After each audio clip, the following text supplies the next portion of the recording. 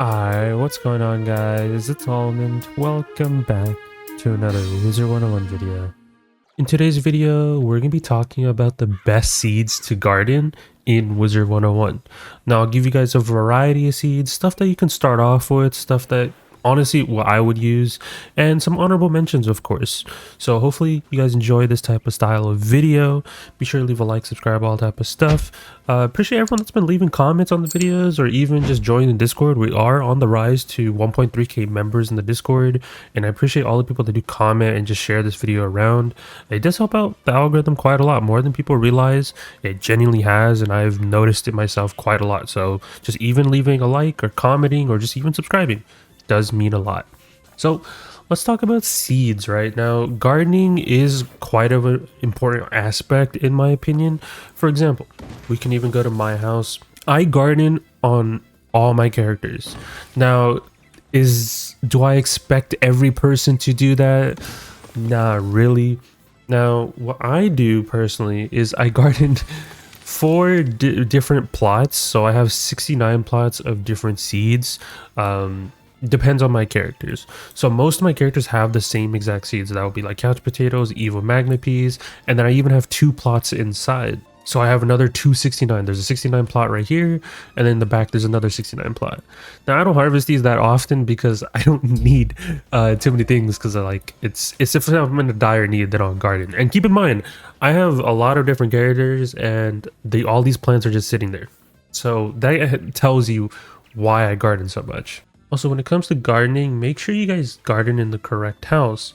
For example, when we get into the seeds and everything like that, you guys will see like different likes, and you can see that certain houses give you a bonus like. So for example, if you have a botanical gardens, an ever after village, red barn farm, which most people use, or even a outback ranch, those will all be considered a like for every single seed. So I highly recommend that you just use a red barn farm by default, because you can get it in the crown shop. And if you go to the crown shop and you go to houses and you type red barn farm, for example, and you can buy it with gold. The other ones are bundles, and you have to get them from like specific bundles, and sometimes they'll be in the crown shop. So if you want to be a little bit quirky, sure, you can build your gardens in other houses, but just red barn farm is more of a staple. But let's go over some seeds right now, no in particular order, but we're going to be starting off with how to like level up your gardening pretty quick. We're going to just be using the crown shop as reference just so I can show you the seeds in game, and then I'll be pulling up some other things. So the first obvious one is key limes. Now key limes are a good seed just to start off, just to progress your levels, because you want to rank up quite a lot. Once you get to like higher ranks, you can get higher gardening levels, and you can start getting like stuff like plant to all. Like these are like mainly the ones I always use on a daily basis. The 24-hour spells, or I mean not the 24 hours, the 48-hour spells, and then the 96-hour spells for the couch potatoes, and then I use dragonflies for my evil magna peas. So something like key limes will just help you progress further when it comes to like leveling your stuff, right? You're not going to be using this as a permanent. You can if you want to. It does drop shocked keys, which are used for like some recipes for your crafting stuff, just like at the end. But beyond that, some people just use it for some gold. It's okay just for starting off, but it's not something I'd recommend having in like a full-on garden, you know, always checking every single day of the week for like a month straight. Nothing like that. I'd say it's just good for starting off, and it gives a solid amount of XP. So that's why it's on this like whole video. It's a good starting piece. The next seed that I want to go over, which to me is a very important one, and I still garden, which I'll explain later in this video, is pink dandelions. They are rank 1, so they're, you know, you can start them off right off the rip, and you can farm these pretty easily too. Same thing with key limes, you can farm them pretty easily, but pink dandelions are to me like a hidden value that not many people are talking about. It's used to craft a seed vault, which, you know, if you see the seed vault right here, which I have in every single one of my houses, is I store a bunch of seeds in here, of course, to whatever corresponding ones that I want to keep in here. So you can use pink dandelions for that, but they give you a good amount of source of reagents. If we pull up the wiki, which is always a good friend of mine to just look at for these videos, is that you're not going to be paying attention to the housing items and the treasure cards, but the reagents are pretty good for me. And you also get golden pizzas, which I'll be honest with you guys, I do sell these and I stack up on these for gold, which I will talk about in another video. But pink dandelions do give you a good amount of solid reagents. I get my parchment from here, I get my cattails, I get my blood moss, black pearls, ancient scrolls, and springs. Like these are my reagents that I have a stockpile of, and I never have to worry about them. It's a really good source of reagents. I literally have a character dedicated that has a 69 plot, or like a 60 plot, or like roughly, I don't remember the exact number, but like a 60 plot of 4 of these, just so I can garden reagents. Now, is that something I recommend every player do? No, it's a lot of like high effort, but at least have like a good solid plot, just so it's like, even if it's like a small one, and just guarding these, they give a good amount of source of XP as well, right? And yeah, it's a really hidden value seed in my opinion. I highly recommend that you garden it, and you know, I use it all the time. It's a really good source of reagents in my opinion. Now we can venture into the snacks portion, right? There's many different seeds that you can garden for like different snacks, but obviously it's a no-brainer. Everyone gardens couch potatoes, which you guys even see me. I'm not going near them too much because they're dummy loud. And I also use evil magma peas, and they're pretty easy to farm. You can farm them in multiple different spots, which I'll talk about in another video, but they're easy to obtain. You can farm them. You can farm them in like Mirage. I'll just give you some couple examples. Mirage, you can farm them in, as well as Imperia, and you can also farm them in Grizzleheim, which, like I said, I'll spend another video talking about that type of stuff. But you want to have a 69 plot, especially if couch potatoes. Evil magma peas not so much, but mainly couch potatoes. That will be like your source, your god tier source. And then let me pull up the wiki too, of course. We have the wiki, and we're specifically talking about just regular couch potatoes, not like golden or red or purple, like none of the other couch potatoes. There's so many different ones, but we're talking about just the regular, tried and true regular couch potatoes. Now, the reason why these are so good is you can get treasure cards from here. First off, these treasure cards can sell for quite a lot, and I get them, I stack up on them so much. And the main other thing is empowers. Whenever I make my gold video, this is a really good source of just gold and other resources. But for example, it's just really good for that specific thing, right? But mainly fortifies, infouls, vengeance, conviction, and amplify. You're not going to be gardening it for those, but it's just mainly just to sell it. You can get easy source of gold. That's why I never run out of gold, which I'll talk about in another video. But there's that. And then it's the other thing is for your pet needs. You get your Captain Cantaloupes from here, which are a really good source. They give you 45 XP. You get your fancy yogurts, which is honestly the main thing. You get 50 XP per feed to your pet. Insane. Everyone loves fancy yogurts. And then you get a bunch of other ones as well. And then the other mega snack that you get from here is golden wheat bread, which are 40s. You can also get this from like other sources, which are here. You can craft them with like fishing and stuff like that.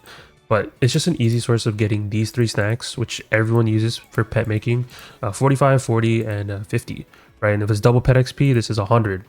Now, it's very good for that source, as well as these other snacks. Some people do use Shantas for leveling up their pets, which is, you know, I respect. I'm not going to complain about it.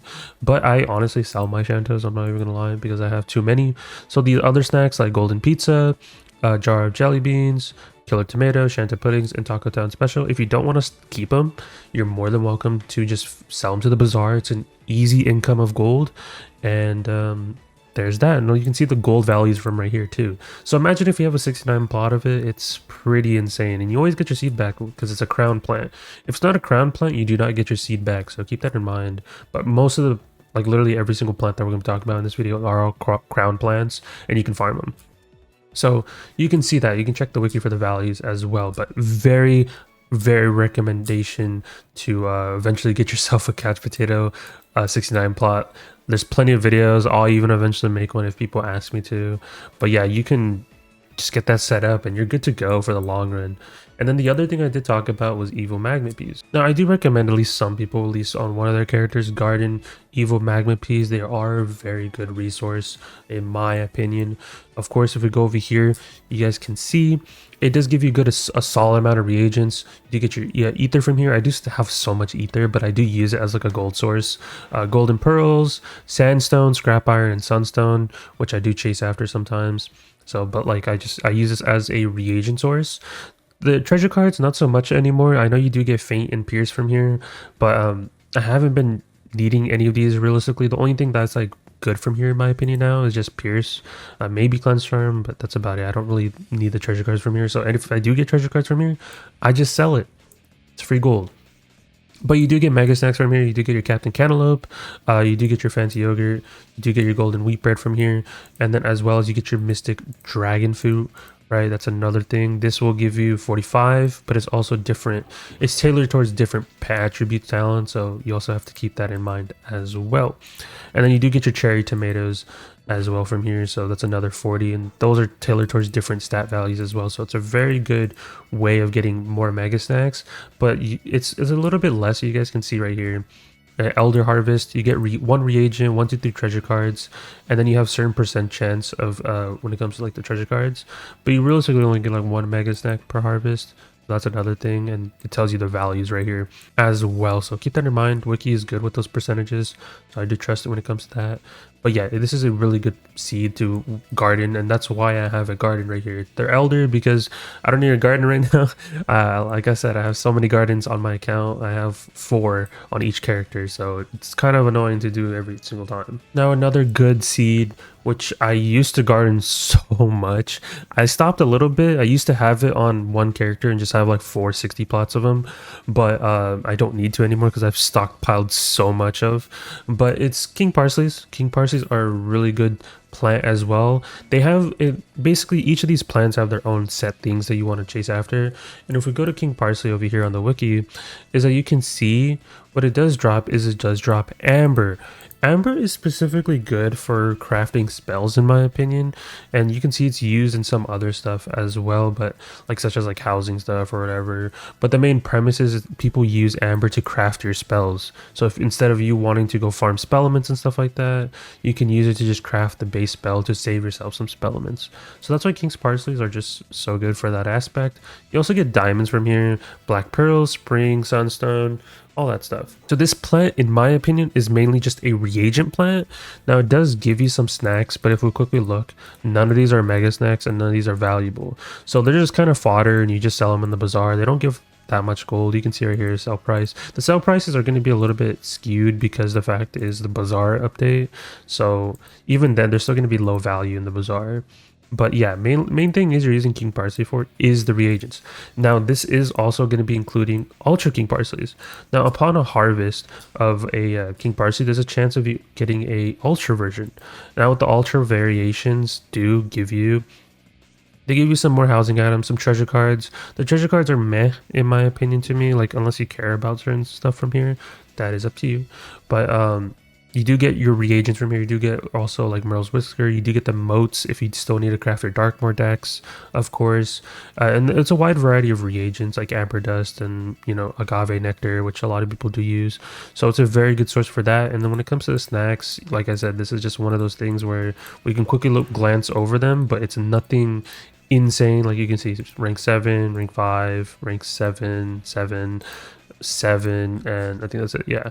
But I wouldn't use these snacks in my opinion on your pets at this point. I would just sell these for gold. But Ultra King Parsleys are good once you get enough to basically replace your King Parsleys. So like once you keep gardening your King Parsley over and over, and then once you get like 60 of like the Ultra ones, you can just do one harvest of just replacing all the King Parsleys with Ultra and see how your harvests go.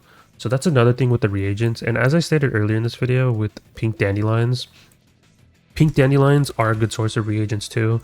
Yes, they're a good source of leveling when you're starting off and using them on seed vaults, but they're also good for reagents. So I kind of combined my whole like reagent-esque part of this video with a little bit of King Parsley, but as well as pink dandelions, because I feel like they're very underrated for what they are. And you can get these drops so often in Krakatopia. Like literally anything you fight in Krakatopia drops pink dandelions, so they're very easy to obtain.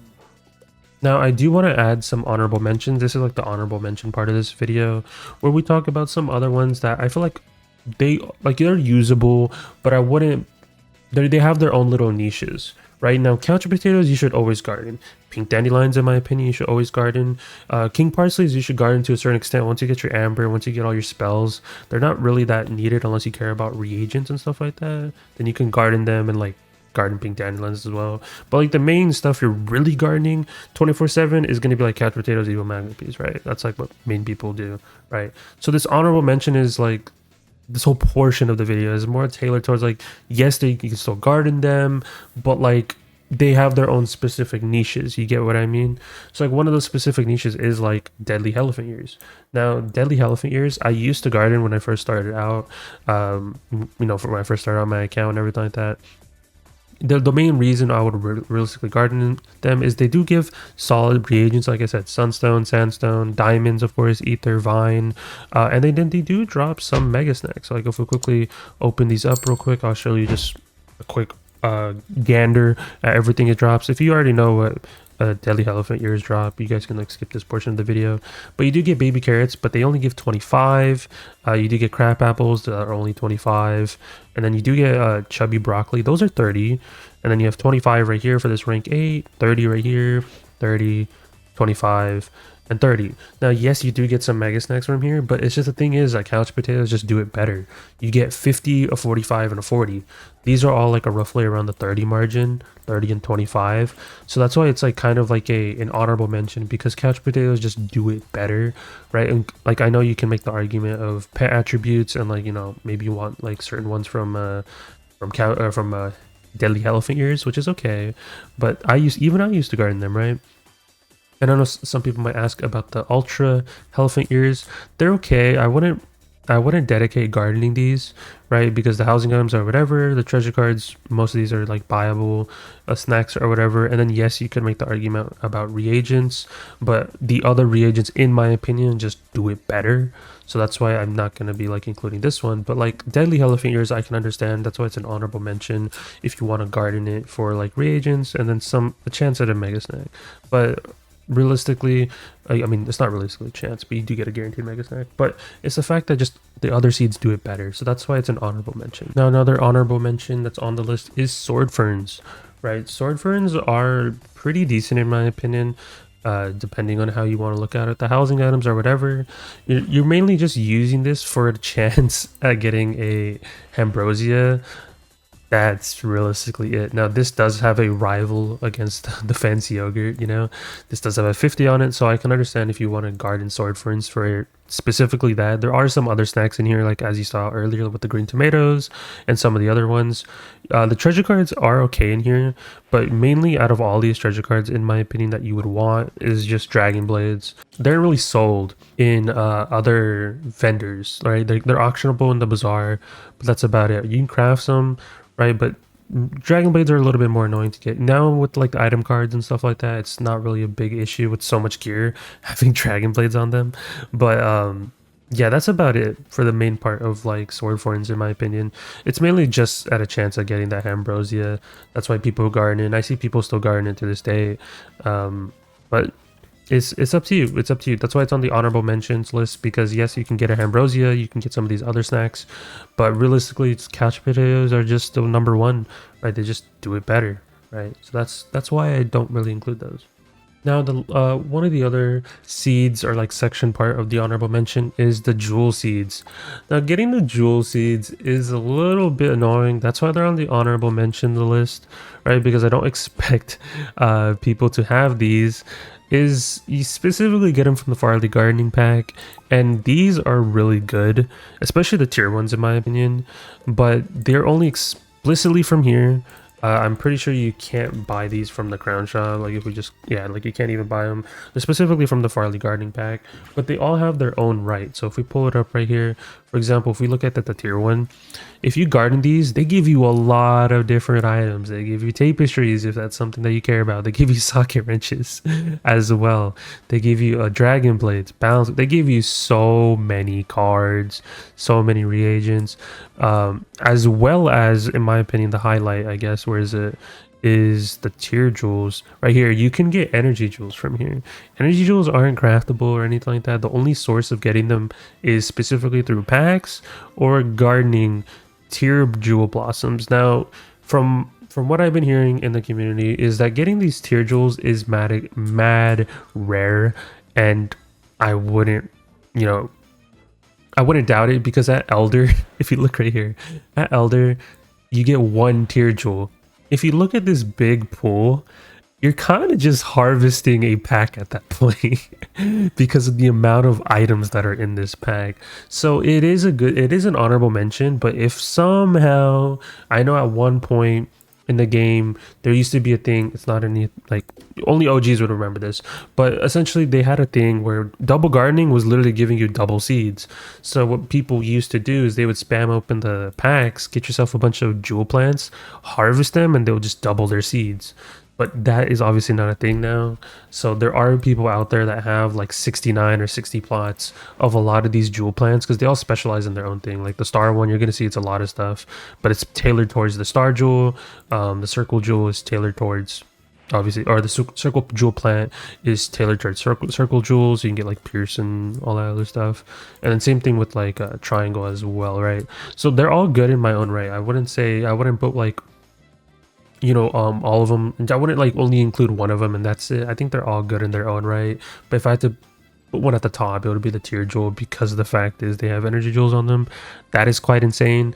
But getting them is the annoying factor. You can't farm them, right? They should just make them farmable at some point, or just make it exclusive through like a, you know, like a rematch or something. I don't know, but you can't get them any other way unless you open the Farley gardening pack. So if for some reason you're opening them, I mean, I have been trying to open them here and there because I'm trying to record this video with the energy setup, but I haven't been able to get a +5 energy jewel. And I've opened so many of these and I still haven't gotten a tier jewel. So there's that. It's still an honorable mention regardless. Now, I went specifically to my Arcanum apartment for this part of the video because in my Arcanum apartment, I have my Beast Moon seeds. Yes, this is an honorable mention because this doesn't apply to every person because not everyone does Beast Moon.